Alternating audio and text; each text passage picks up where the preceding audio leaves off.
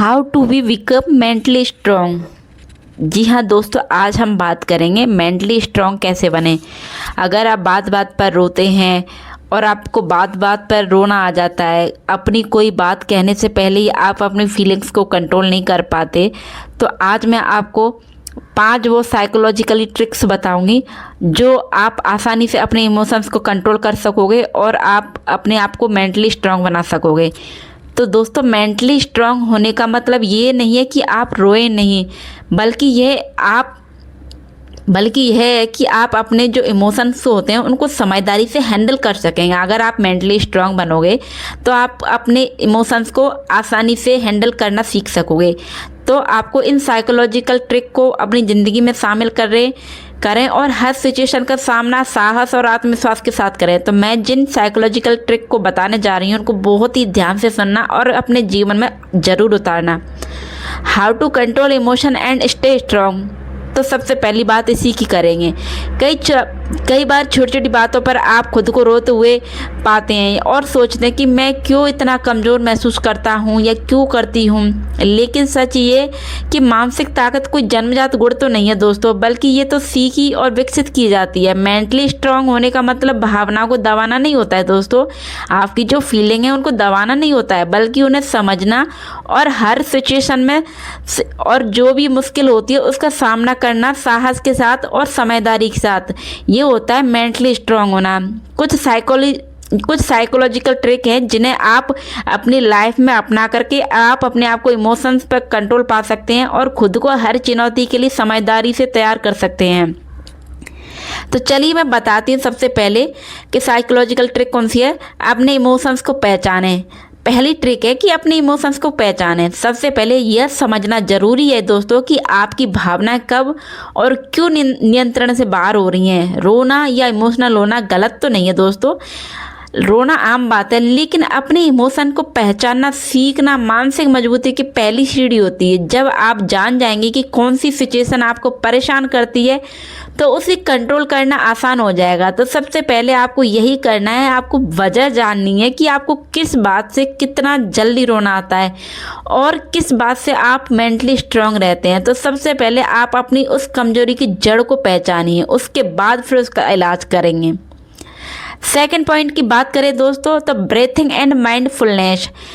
गहरी सांस लें और माइंडफुलनेस की प्रैक्टिस करें। यह तुरंत आपको शांत कर देती है और तनाव के समय इमोशंस को कंट्रोल करने में हेल्प करती है।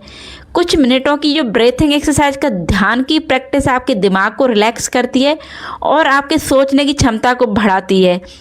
तो दोस्तों, ये चीज़ बहुत ज़रूरी है। जब भी आप नर्वस हो रहे हो, आपको रोना आ रहा हो और आपको लगे कि आपके आंसू कभी भी किसी भी क्षण आपकी आंखों से निकल सकते हैं, तो उसी टाइम बहुत गहरी सांस लीजिए, इतना शांति से और इतना स्लोली।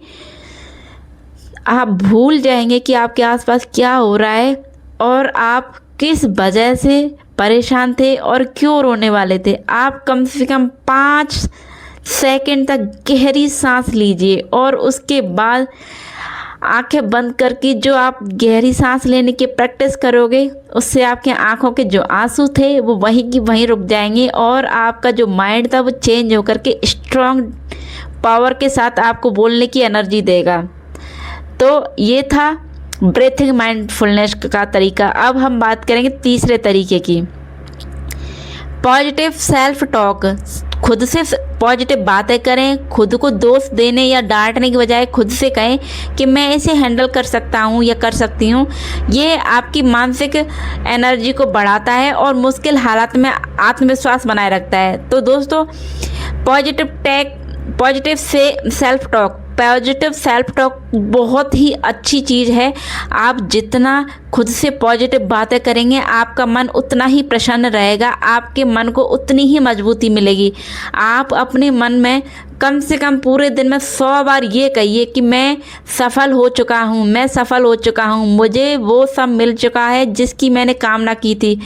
पूरे दिन में सुबह उठने से लेके रात को सोने तक आप कम से कम 1000 बार इस बात को मन में रिपीट कीजिए और आप यकीन नहीं करोगे दोस्तों, आपको एक अलग ऊर्जा का आभास होगा, आपको एक अलग एनर्जी मिलेगी।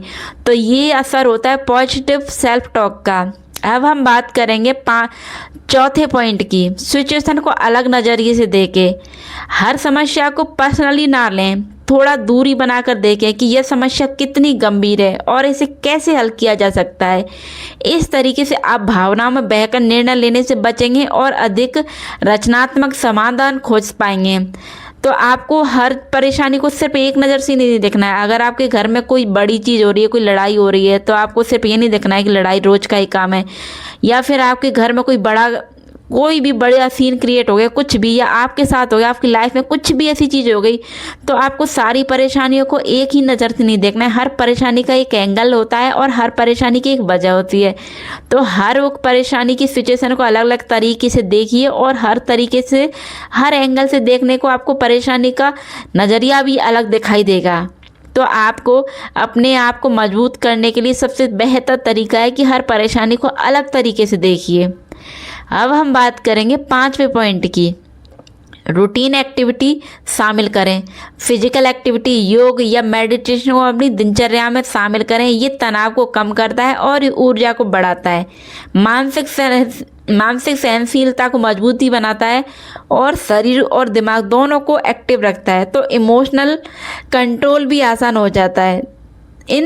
तो दोस्तों, ये जो सबसे लास्ट का पॉइंट है, ये आपके लिए बहुत ज़रूरी है। आपको अपने रूटीन में मेडिटेशन और योग ये शामिल करना है। अगर आप अपने जीवन में डेली, अगर हफ्ते में आप 5 दिन भी मेडिटेशन और योग का साथ ले रहे हो, अगर आप मेडिटेशन रोज़ कर रहे हो हफ्ते में 5 दिन, तो आपको वो परिणाम मिलेंगे जो हर किसी को नहीं मिलते, क्योंकि योग आपको मानसिक रूप से मजबूत बनाता है और मेडिटेशन आपको मानसिक रूप से और शारीरिक रूप से, दोनों रूप से ही मजबूत करके रखता है। तो दोस्तों, हमारे जीवन में मेडिटेशन और योग दोनों की ही बहुत ज़्यादा ज़रूरत है। हमें मेंटली स्ट्रांग होने के लिए, अपने इमोशन को कंट्रोल में रखने के लिए योग और मेडिटेशन दोनों की बहुत ज़रूरत है। तो हमें अपने जीवन में, हमें अपनी दिनचर्या में मेडिटेशन और योग दोनों को शामिल करना चाहिए। हम इस दोनों को शामिल करके एक अलग ही राह पे चलेंगे। तो दोस्तों, ये थी वो 5 ट्रिक जिनको अपना करके आप ना सिर्फ अपने इमोशनल को कंट्रोल करना सीखेंगे, बल्कि आप हर स्थिति में, हर सिचुएशन में खुद को शांत और केंद्रित और स्ट्रांग बनाए रख सकेंगे। मेंटली स्ट्रांग होने का मतलब ये नहीं कि आप कभी रो ना पाएँ, बल्कि ये है कि आप अपने इमोशन को समझदारी और साहस के साथ हैंडल कर पाएंगे। तो आज इन ट्रिक को मैंने आपको बताया और इन ट्रिक को आप अपने जीवन में उतार करके अपने आप को मेंटली स्ट्रांग बना सकते हैं, साथ ही अपने जीवन जीने के तरीके को भी बदल सकते हैं। तो दोस्तों, ये थी वो बातें जिनको आप अपने जीवन में आज से, अभी से, इसी क्षण से उतारिए और एक नया परिणाम अपने जीवन में पाइए।